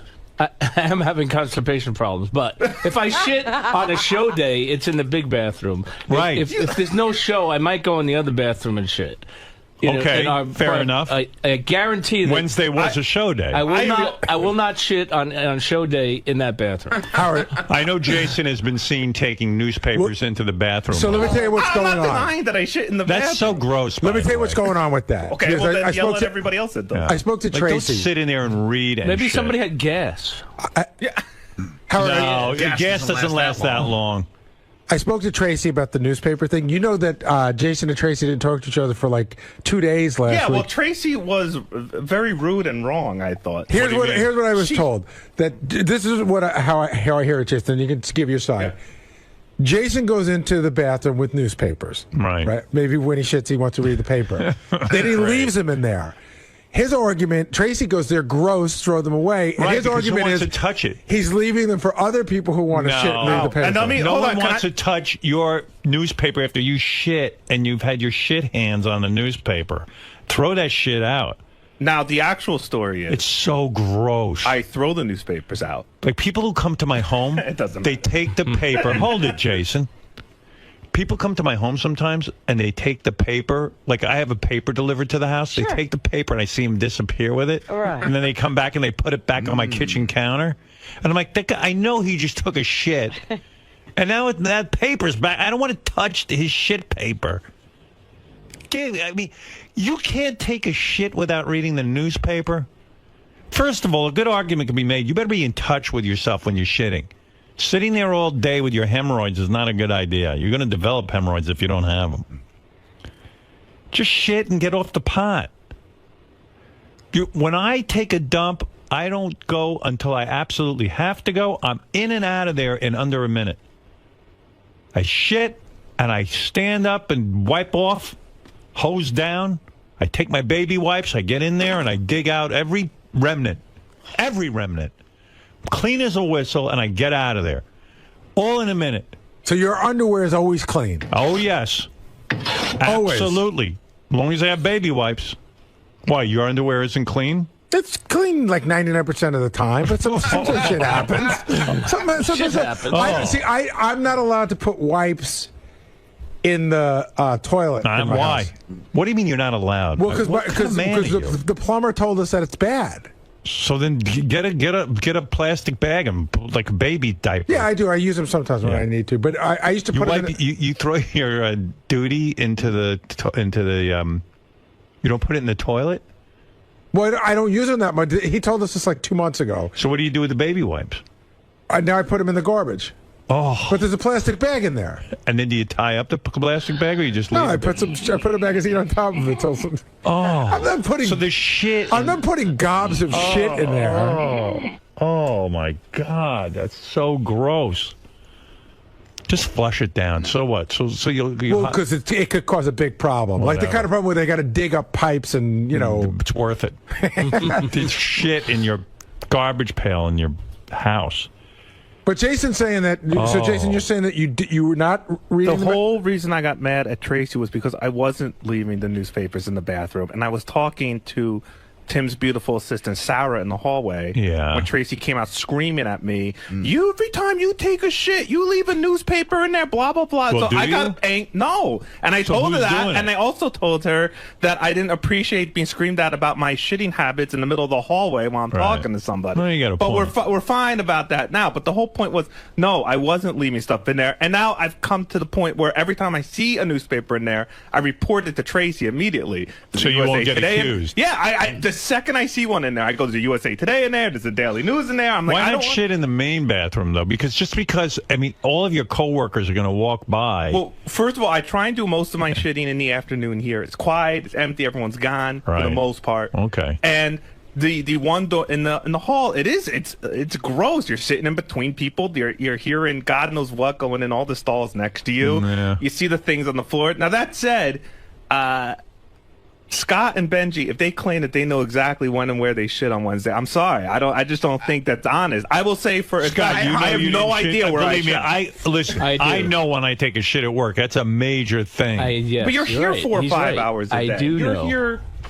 I'm telling you, I know. You did not shit Wednesday here. Absolutely. And I didn't Benji, shit you know Wednesday you at all. didn't? Positively did not All right, shit so it was Wednesday. a Jason All right, turd. so I Well, somehow- Jamie, hold on, what I'm Howard. saying is that everyone's got to smell your shit for a half hour at least. And I have to smell everyone else's shit here. I'm not the only one that shits at work. I got to defend Jason a little bit because I'm looking at the times here. So Jason went in at 11:27 and 23 seconds. Okay. Yeah. Benji went in at 11:30 and 38 seconds. So Jason would have had a shit in 3 minutes and 10 seconds. And read the What, newspaper. you think that's impossible? It is for me. What, to shit in 3 minutes? Howard, I couldn't shit. First of all, you just made a whole thing about how I bring the newspaper in, which is true. All right. Which means way more than 3 minutes. I'm in the bathroom. When I go to the bathroom, Well, somebody It takes me a had- minute. had- It takes me a someone had minute to his put the shit in paper there. down. Who went in before me? Before you, I don't remember. Scott the Pace. I don't remember. no, it was he makes really bad ones. one of the guys on our TV show was in, but he was in 2 minutes before Scott. Scott is the biggest lapse of time. Right. There was a guy from TV. He went in 11:08:01, and then Scott went in at 11:10:28. The 18-minute swing there, bro. I mean, you guys lay a bomb in there. It lasts for a half hour. It was bad because I smelled it when I came out. Benji, you smelled it, right? Do you guys courtesy flush? Does everyone know how Oh, to do yeah. that? Yes. Oh, my God. I hit the button before the crap's all the way out of my ass. Right. Because I'm scared of the I'm not just scared of the. I'm not just scared of the smell. I'm scared of those toilets don't have a lot of water in them. Right. And Yeah, you listen, don't wanna I clog. shit big. Yeah, I don't want to clog. I don't want to shit on top of shit where the shit just sits in the bowl and then no. your conversation, man. Ugh. How about when you can't clean the toilet when you shit and then there's remnants left all over the place? You know what I do? I roll up toilet paper Yeah, and I get in there and I clean it. That's what you do. That's Or right. flush You it a wipe it thousand down. times. That's what you do now that Howard said to do No, because no, somebody no, was no, leaving no. it in there. You know what else I do? No, I would never do that. My lovely wife pointed this out to me. I never realized I did this, but I leave ass sweat on the seat. Okay. And so now every time I shit, I now at home and at work and anywhere, I take a paper towel and I run it across. I'm and going done. in with the Lysol every It's time. time now. for you to lose some weight. Yeah, I know. Yeah, really. I mean, seriously, with ass sweat. I know. Man. That's Wait. vile. Hey Howard, even though that's your private bathroom and you're the Right. only one who uses it, do you still paper when you put down, or you just trust that it's yours? No, it's mine. Because now I'm down to like double paper now in that bathroom. Yeah, I don't blame you. But I think you guys, seriously, like I don't go in there, but people do walk by, and Robin uses it. I think you should shit in the main place and just use that for peeing. You know, I'm down with that. That's what I think. If everyone else subscribes to that rule, I'm down with it. Here, Howard TV complains that they can smell Jason's bowel movements for 10 minutes after he uses the bathroom. Like it wafts into the Howard TV room. Yeah, I that's mean, a funny joke to put up, but I don't shit during the show. I mean, I just don't have time for it. I'm Guys. telling you, it's a whole thing. But they're there after the show. Maybe that's what they're saying. After the show, that might be true. right. 10 minutes. Yeah, listen, Howard TV could do a special on it. Oh, it's vile. It's my only quiet. All right. Just thought I would bring that all up. Scott, What?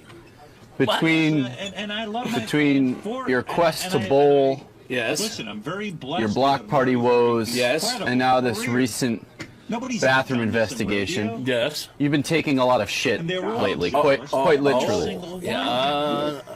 I don't know if I like the way you put that. No one's happy. I didn't say you took the shit. I said you're taking a lot of shit. Yes, I have been. Yes. But you maintain that not only the time frame, but also the day, you maintain that it wasn't you. You are not the poop caper. I'm not the culprit. Absolutely not. No. That I will say definitely, positively, absolutely. Yes. Not me. Based on the way he remembers things, do you believe Jason is the poop culprit? I can't say for anybody else, but I can say for me. I didn't do it. It wasn't me. Did you smell any remnants from possibly a third party? I don't remember. A second pooper? It could be. I go in there. Pooper. I go in there a lot and it stinks. I tell you that much. But I don't remember that day of stinking. Great show, John. Thank you, John. Whatever. Do you believe, due to the lack of ventilation issues, that a fart gone awry could be responsible for the leftover smell? If it was a really bad one, yeah, it probably could be. But look, possible. Anything's possible. Wasn't me. Like I'm an ass. Would you take a lie detector test? Yes, I would. It's just a remarkable. Yes, absolutely. I believe you. Thank you. I mean, I'm in here. Based on the way the evidence was presented to you, the time frames, you're still close to 100% sure that it wasn't you. You require way more time than. Just solely based off the 2.5 minute, 3 minute time frame that they gave us. I mean, there's just no way. If I shit, that would be like the fast. That means I went in, closed the door, locked it, pulled my pants down, sat, did my business, and left. That would be an incredibly efficient shit for me. But again, and I'm sorry, I do not believe Benji and Scott. I think they're lying out their asses. I don't remember. Yes. A, if I took a shit on Wednesday. B, where I took that shit. I'm sorry. I have no idea. I just spoke to Scott. He's willing to take a lie detector test to clear his. But a lie detector test. I mean, he could believe he knows. You know what I mean? Like, you take a lie detector test doesn't prove anything to me. I'm not embarrassed. If I'm the one that took the shit and it was smelly, I guess I apologize. I'm just saying, based off the evidence. I'm sitting here admitting to the world that my shits take longer than 3 minutes, which is embarrassing. So this isn't working in my favor, other than to say, if it was me in that 3 minute time period, that was incredibly fast. That said, I always subscribe to the one who smelt it, dealt it. And how Benji is, just because he's the first person that went to Gary and said something, how that puts him in the clear is beyond me. I know, because it also speaks to the whoever denied it, supplied it clause. I mean, these are things that have been known for years. It is known. It is known. And it has always been known. And Benji is the biggest breaker of all guy rules ever. And so, you know, it would make sense to me that he went and stunk up the place and then told Gary. I don't know why he gets a pass just because he's the one that brought it up. It doesn't make any sense to me. This smelly crime reeks of Bronx right now. It reeks. It reeks. It definitely reeks, Greg. But if it was me, I apologize, I guess, for taking a shit at work in the bathroom. And I will walk around with box of matches from now on. Therefore, nobody could ever accuse it of being me.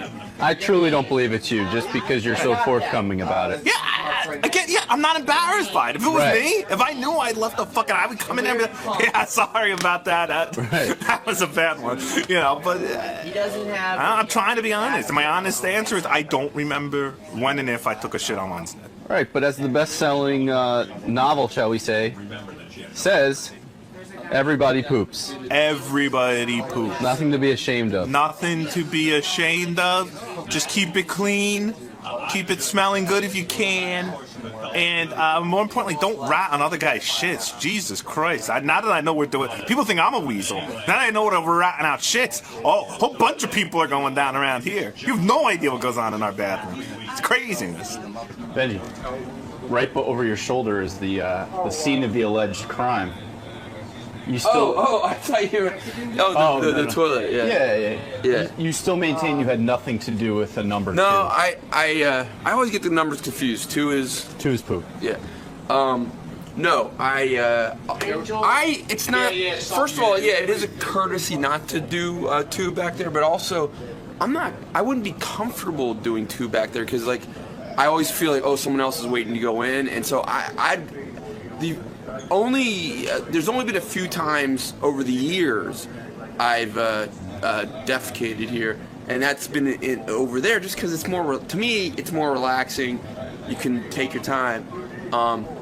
I walked in there and I was hit with it, and I went ahead and peed because I was like, oh fuck, I gotta pee. I'm already in here.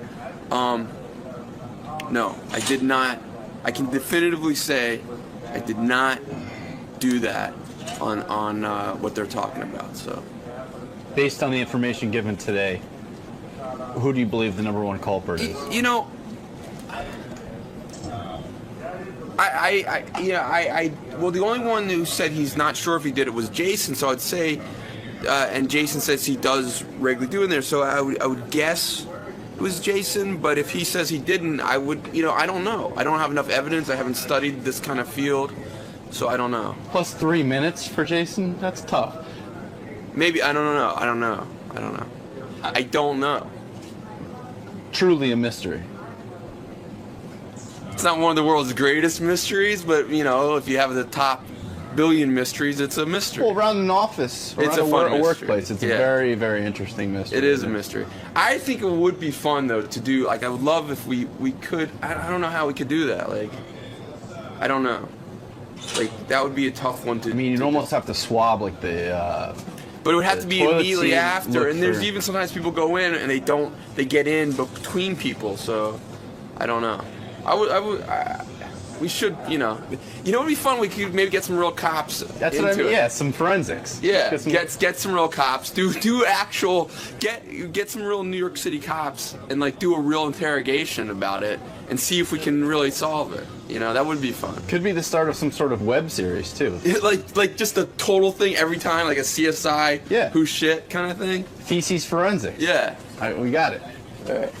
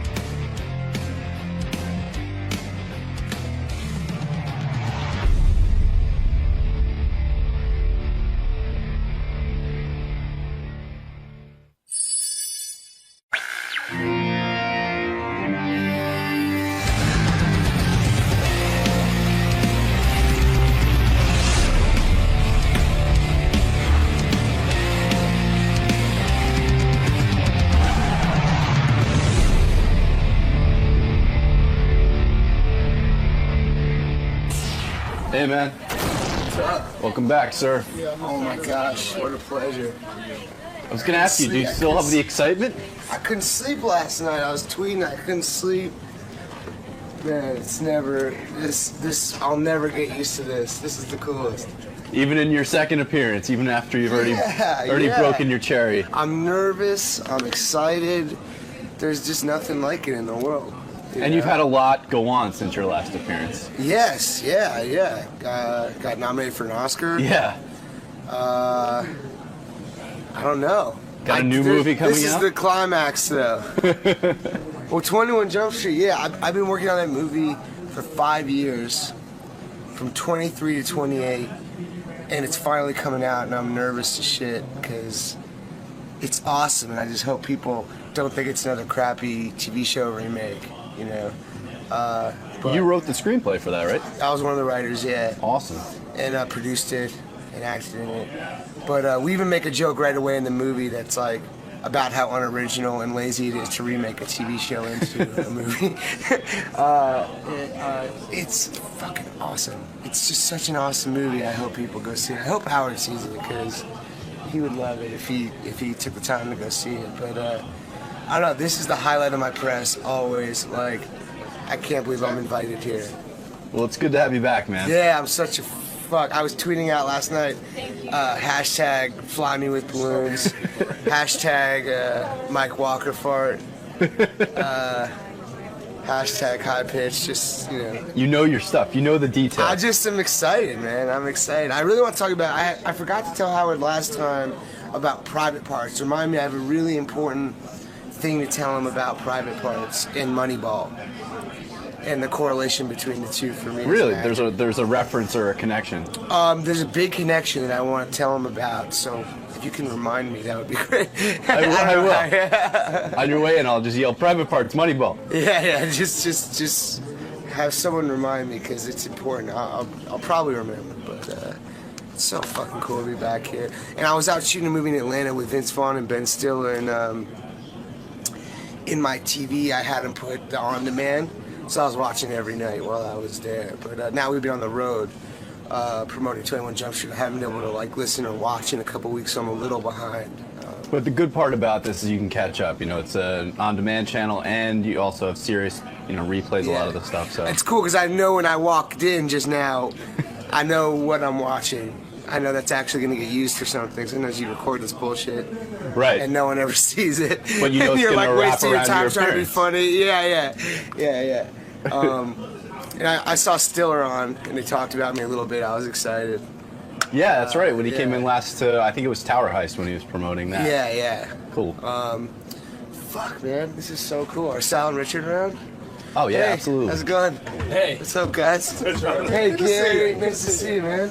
How's it going? I'm glad you're back. Thanks for having me, man. I'm gonna say hello to you this time. Hey, yeah, come on, man. Nice to see you. I don't want to ignore anybody, but that's we have certain rules that we're supposed to go by. But now this is my second time. Jonah Hill just came off a big year.